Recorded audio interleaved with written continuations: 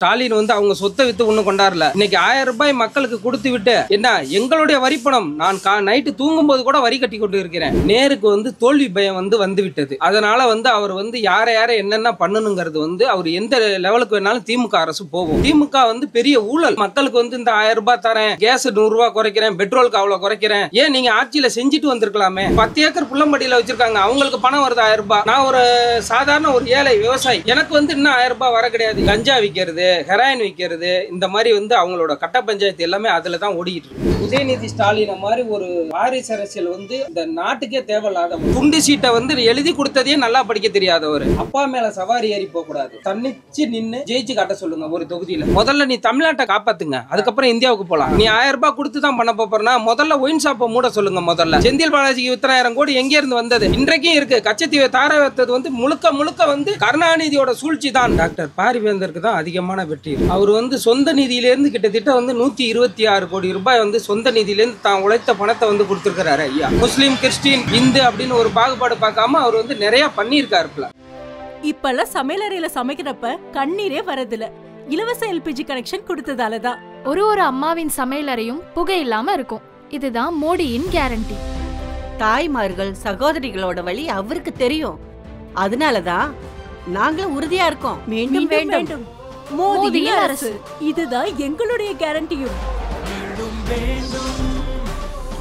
தாமரைக்கு வாக்களியுங்கள், பாஜகவை வெற்றி பெறச் செய்யுங்கள். ஆனா இப்ப நம்ம வந்து பெரம்பலூர் பாராளுமன்ற தொகுதியில இருக்கிறோம். இங்க யாருக்கு வந்து வெற்றி வாய்ப்பு அதிகமா இருக்கு, யார் வெற்றி பெறுவா? உங்க பேர் என்ன, உங்க அறிமுகம்? வணக்கம், நான் திருச்சி மாவட்டம் லால்குடி வட்டம் புள்ளம்படி நகரத்திலேருந்து பேசுகிறேன். டாக்டர் பாரிவேந்தருக்கு தான் அதிகமான வெற்றி இருக்குது.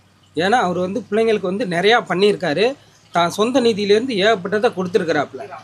அவர் என்ன சின்னத்தில் நிற்கிறாருன்னு தெரியுங்க? தாமரை சின்னத்தில் நிற்கிறாரு. அவர் 2019ஆம் ஆண்டு டிஎம்கேல இருந்து வெற்றி பெற்று நிறைய வாக்குறுதி சொன்னார்.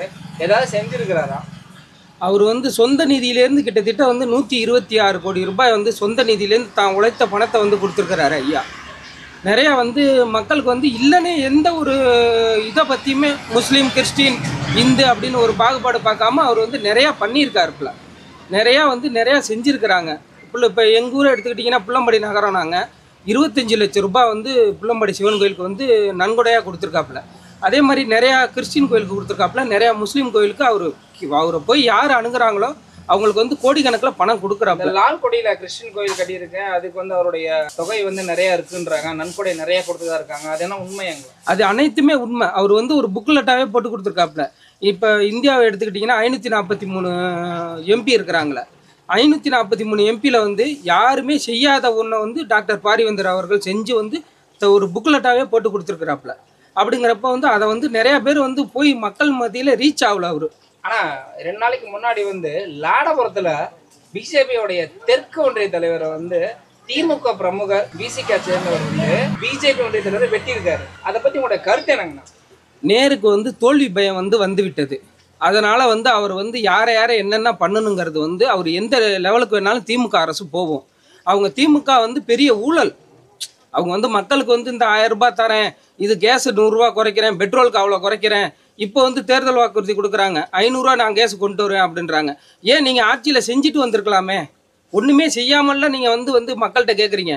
இன்றைக்கி வந்து பணபலத்தில் ஒரே ஒரு பணபலத்தினால தான் வந்து திமுக வந்து நிற்கிறது. ஒன்று தான் என்ன ஒன்றுனா வந்து அவங்கள ஊழல் ஆட்சி மக்கள் மத்தியில் போயிடுச்சு. 1000 ரூபாய் இன்றைக்கி வந்து 10 ஏக்கர் புள்ளம்படியில் வச்சுருக்காங்க, அவங்களுக்கு பணம் வருது 1000 ரூபாய்.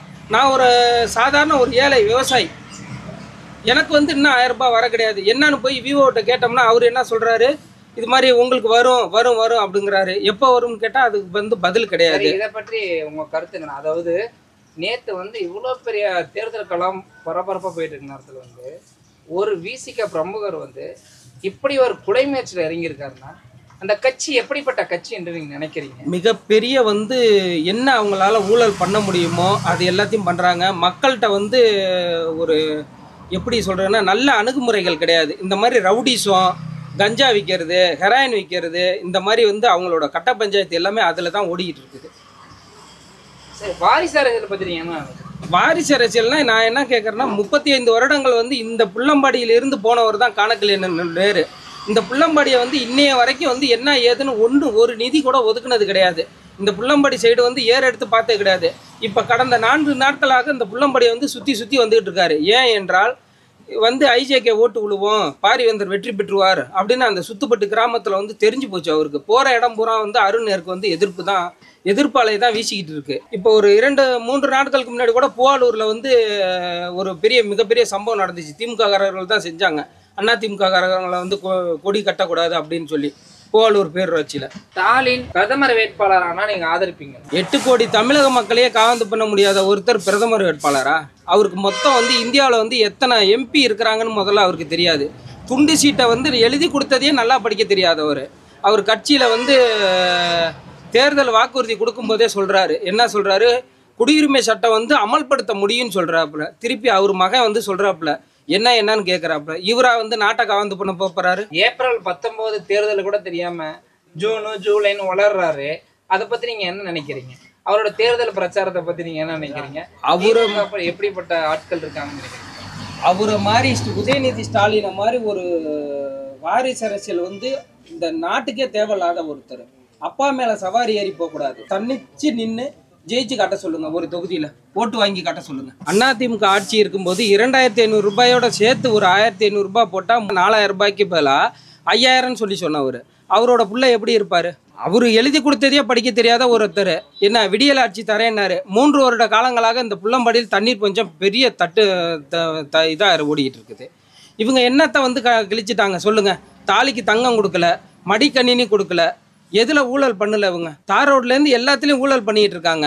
அவங்க இன்னைக்கு வந்து நிற்கிறதே வந்து ஊழல் பண்ண பணத்தை கொண்டு போய் மக்களிடையே சேர்த்தா வெற்றி பெறலாம் அப்படின்ற ஒன்று தான். மக்கள் தெளிவாக இருக்கிறார்கள், தாமரை மலரட்டும் என்று. ஏனென்றால் இந்தியாவு கூட்டணியில் வந்து யார் பிரதமர் வேட்பாளர் என்று இவரால் சொல்ல முடியல. நான் இந்தியாவை காக்க வந்துட்டேங்கிறாரு. முதல்ல நீ தமிழ்நாட்டை காப்பாத்துங்க, அதுக்கப்புறம் இந்தியாவுக்கு போகலாம். திரு அண்ணாமலை என்ன சொல்றாருன்னா, மக்களுக்கு பணம் கொடுக்குற அந்த பணம் வந்து மக்களுடைய வரி பணத்தை சுரண்டி ஊழல் செய்த அந்த பணத்தை தான் மீண்டும் மக்களுக்கே கொடுக்குறாங்க ஓட்டுக்காக அப்படின்றாங்க. கஞ்சா வித்த பணம் மக்களுடைய வரி பணத்தை ஆட்டைய போட்டதுன்னு சொல்றாங்க. அதை பத்தி உங்களுடைய கருத்து என்ன? அண்ணாமலை சொன்னது அனைத்துமே உண்மைதான். இவர் ஒன்றும் ஸ்டாலின் வந்து அவங்க சொத்தை விற்று ஒன்றும் கொண்டாடல. இன்னைக்கு 1000 ரூபாய் மக்களுக்கு கொடுத்து விட்டு என்ன எங்களுடைய வரிப்பணம், நான் நைட்டு தூங்கும்போது கூட வரி கட்டி கொண்டு இருக்கிறேன், எல்லாமே வரி கட்டி கொண்டு இருக்கிறேன். நான் வரி கட்டாமல் என்றைக்குமே இருந்ததில்லை. தூங்கும்போது கூட நைட்டு ஃபேன் ஓடும்போது கூட நான் வரி கட்டுறேன். எதுக்கு ஏன்னான்னு எங்களுக்கு கொடுக்குறீங்க? ஏன் என் தமிழனால் வந்து உழைச்சி எவ்வளோ பேத்துக்கு வேணாலும் சாப்பாடு போட முடியும். நீ 1000 ரூபாய் கொடுத்து தான் பண்ண போகிறேன்னா முதல்ல ஒயின் ஷாப்பை மூட சொல்லுங்கள். முதல்ல என்ன இவங்க 1000 ரூபா கொடுத்துட்டு இவங்க 12000 ரூபா 5000 ரூபாய் பிடுங்குறாங்க, தாலி அறுத்துட்டு போயிடுறாங்க. என்னென்ன ஊழல் பண்ணுறாங்க இவங்க எது செய்யலை முதல்ல சொல்லுங்கள். எந்த அமைச்சர் ஊழல் பட்டியலில் இல்லை?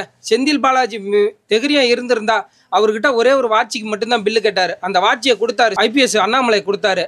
செந்தில் பாலாஜி அதுக்கு நிரூபிச்சுட்டு வந்திருக்கலாம்ல. ஊழல் பண்ண பணத்தில் இத்தனை 1000 கோடியில் நீ எதுக்கு நீ வந்து வீடு கட்டுற? இன்னைய வரைக்கும் உழைத்து கொண்டு இருக்கிறேன். என்னால் ஒரு 2 கிலோ சிமெண்ட்டை வாங்கி 3 கிலோ செங்கலை வாங்கி உன்னால் வந்து வீடு கட்ட முடியல.